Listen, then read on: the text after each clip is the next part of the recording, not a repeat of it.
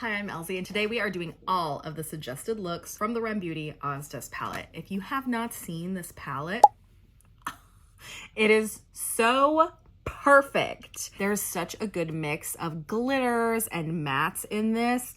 Ariana Grande, she really did that. These colors are stunning. I've already done the first look. If you want to see that, that is up on my TikTok currently. Today we're starting with the second look. It seems pretty simple. It's just 3 colors. I'm going to start by priming my eyes. This is the Beauty Crop Stuck on You eye primer. And I'm just going to be going in with a small flat brush to pick up the product. I believe this comes in a tube now with an applicator, so it's a little bit easier. I'm just putting this all over my lid. For the first step, it recommends going in with the Shiz and tapping it in the inner corner.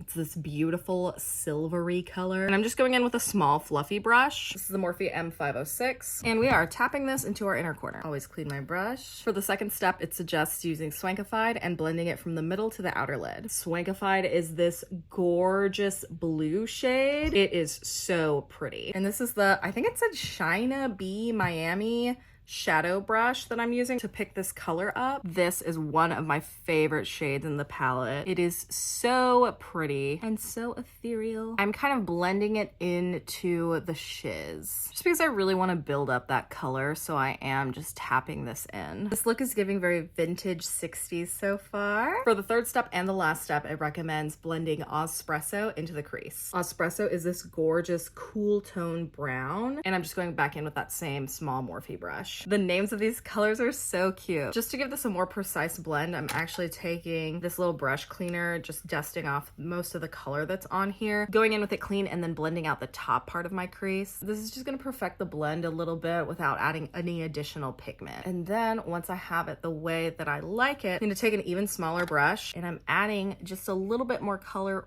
right into the crease, just to really define it and give it that vintage look. And before I finish up, I'm just going to go back in with Swankified and then tap it in along the crease just to really define that color again. I always like to go back in with my pigments even as I'm blending, just to make sure everything is popping. Now, in order to get the full effect of the eye, I'm going to go ahead and do the rest of my makeup. Starting off by priming my face with the Ole Henriksen Banana Bright Face Primer. This is on its last leg, but I can still feel like there's product in here, so I'm actually going to cut it open. Anytime I have a product with a glass bottle, I like to save it and clean it out so that when this happens, because look how much product is still in there, I can just scoop it out, put it into the glass container, and then continue to use it. Pumps like these, especially this, I had it in a drawer lying flat, so gravity wasn't really helping drag the product down. And oftentimes it reaches a point where you just can't really get any more product out, but there's still so much in there. So I'm just gonna scoop it out and keep using it. Oh, look how much product I was able to scoop out of there, and it was not coming out of the pump. I'm really glad that I saved this and didn't just throw the tube away. Now that I've primed my face, I just put it on with my fingers.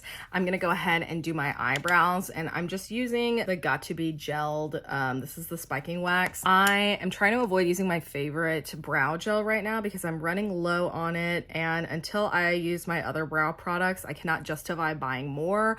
So I am saving it for special occasions where normally I would not condone saving your favorite things just for special occasions. I just have too many other brow products and I have to use them. I don't want to just throw them away. So here we are. This is an inferior product, in my opinion, compared to the Marilia Scott Cosmetics arch nemesis, but for today, it's gonna have to do. Next, going in with concealer. This is the e.l.f. Hydrating Camo Concealer. This is in the shade Medium Sand, and I'm just gonna put a couple of dots on my eyes, and then I like to put some around my mouth and on these broken capillaries that I have under my nose.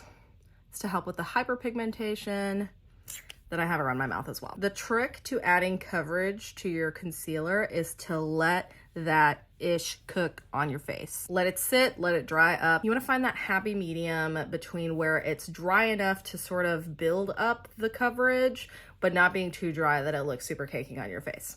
So just giving it a couple of seconds to sit here is more than enough. It's fine. The length will vary between products. You just have to find the sweet spot. And once it's been sitting there for a second, you can start blending it out. And the trick to preventing some creases under your eye is to start by blending it out first at the base, so not moving too far up into your eye. You want to concentrate most of the product at the bottom here. Basically, the idea here is to get as little product as possible just under your eye.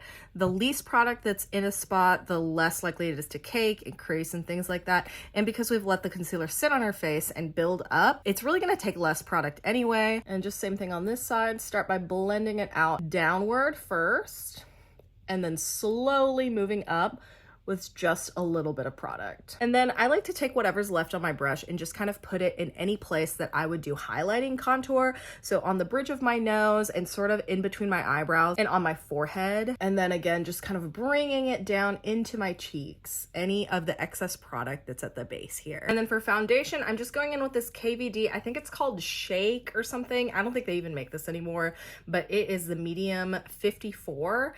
I have had this in my makeup kit for so long and I've never used it. I feel like the reason that I never really used this is because I think I tried it once and it was like very okay.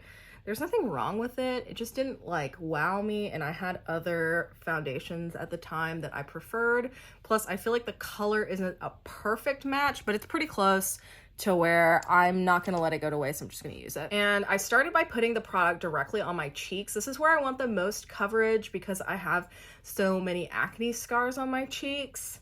And I'm starting by blending there first, and I'm just tapping into my skin while kind of moving my brush. I don't know if you can see the movement that I'm doing. It's like a tap and then a small drag, right? And so it kind of blends and pushes the product in at the same time rather than just, you know, literally just tapping it in. And it's slight, you know. Once I'm more or less done spreading the product on my face, I do kind of just like go in and buff out the edges.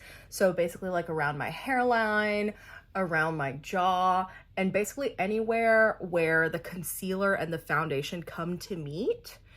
This is just to sort of evenly blend all of the shades together, especially since this foundation isn't exactly a color match for me. I feel like this is just helping things not look super wonky on my face. You always want to start with less product on your face and blend out. You can always add more, but it's super difficult to take products away once they're already on your face. I always get way too much foundation, so unfortunately I have to waste this, but I'm not crazy about this foundation anyway, so it's not like that teary-eyed of a moment. For blush, I think a true pink would be so pretty, especially with this blue in my eye. So I'm going for this Wet n Wild Bed of Roses. It is such a pretty pop of pink. I actually got this one sent to me and it came broken, but I was able to fix it more or less. I found this trick for fixing products when I was younger, and so far it has not failed me yet. So it doesn't look super pretty, but it still works. And I'm so glad that I took the time to fix it because look how pretty it is.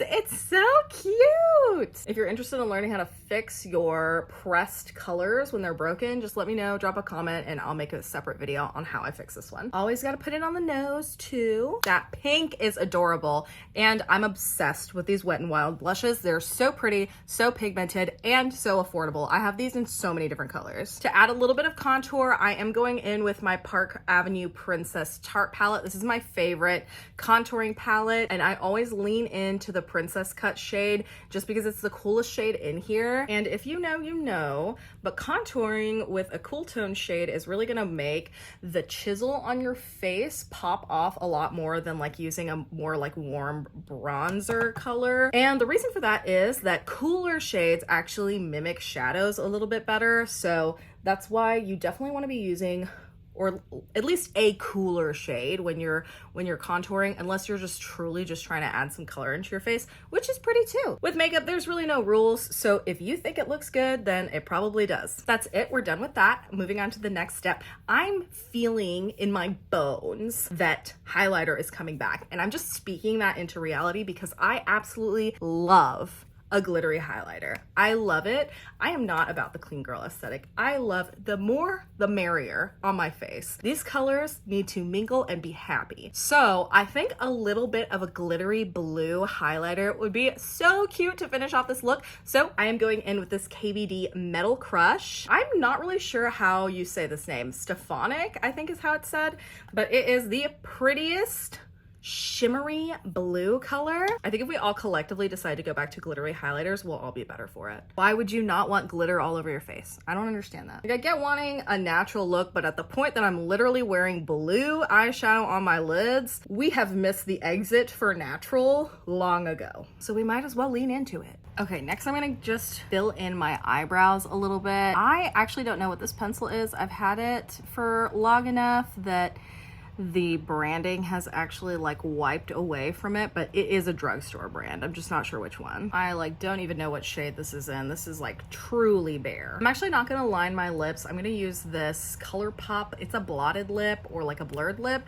It's in the shade Lucky Strike, and I think it is just like the prettiest. It's like a mauve. I just love a blotted lip with more vintage looks. Such a pretty color. I think the mauve plays with the blue so nicely. Some black cat eye liquid eyeliner would be the perfect touch to this look since it is so vintage. I'm using the Wet n Wild Mega Liner, and wish me luck because I am not very good at this type of eyeliner. All right, I think that's as good as it's gonna get. I'm gonna go ahead and add just a pencil eyeliner to really fill out the tight lining and put it in my waterline as well. Just the Urban Decay 24/7 Glide On eye pencil. This is in the shade Snow or Stars. There is a slight glitter to this, but honestly, when it's in your waterline, it's really not that obvious, and it's the only like true black pencil that I have right now. So for my waterline, I'm using this Milk Makeup. I think the shade is PTO. It's this really pretty sort of periwinkle, slightly iridescent pencil. I thought it was the perfect shade to go with this lid color, so I'm gonna just put this on my waterline. I'm just smudging a little bit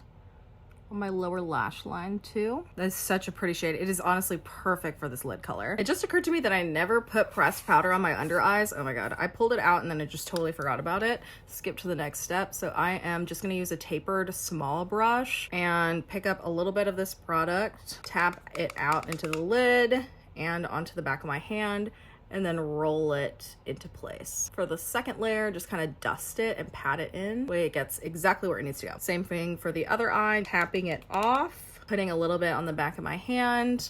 I'm gonna smooth this out with my finger before I go in. Brush is already ready, so we're just gonna roll it ever so slightly, just where it needs to go, and then tap and brush. And this is just the Ciate London Extraordinary Translucent Powder. And honestly, that's the only part of my face that I really truly need to set in this moment, but normally I would do a little bit more with this. I'm just gonna set the whole thing anyway, so I'm just gonna go in with the Smashbox Photo Finish Setting Spray. Let me get my fan at the ready. All that's left is lashes. I'm gonna be a little lazy today. I don't feel like putting on falsies, although this look would look so perfect with falsies. A big luscious lash would look so amazing with this look, but I'm just gonna be lazy. I'm gonna curl my eyelashes, just do mascara, just keep it simple. If you have super straight lashes like me, definitely wanna be pumping your lash curler. This is gonna help the curls stay in for the longest amount of time. I don't know, I used to be a purely hold for an extended period of time girly, but once I added the pump, I really saw a difference. I'm kind of rethinking my decision to not do falsies. It's just such a perfect look for falsies, you know? And my natural lashes, they're just not gonna do it. All right, going in with the Maybelline Firework Mascara. This is the waterproof version. We're gonna start here with just, you know, just mascara, and I'll make the decision on the falsies, but I just feel like they would finish out this look so well. I wish I had a set of those like fairy lashes that are kind of clustered. You know the ones I'm talking about? The ones that are like pointed?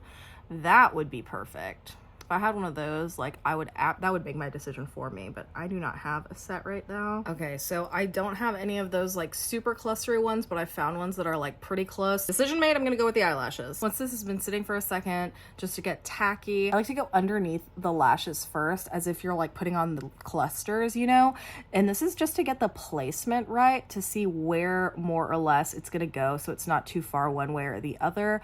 Once I see that I like where it is, that's when I like close my eye and kind of bring it down and try not to move it too much left or right, and then just place it from the middle and then deliver the edges to their destination. Give it a little clamp. Okay, and then I'm gonna let that dry. I'm gonna give it a second clamp once I'm done with this one. But while this is drying, I don't wanna mess with the glue too much. Seeing this one, I think lashes was definitely the move with this eye look. And the trick is to you really gotta let it get tacky. You gotta wait for a second. I would say 30 seconds minimum. Okay, once we feel like we've waited long enough, same procedure. I'm gonna measure it by going underneath first and then close my eyes so that I'm not tempted to move too far to the left or to the right.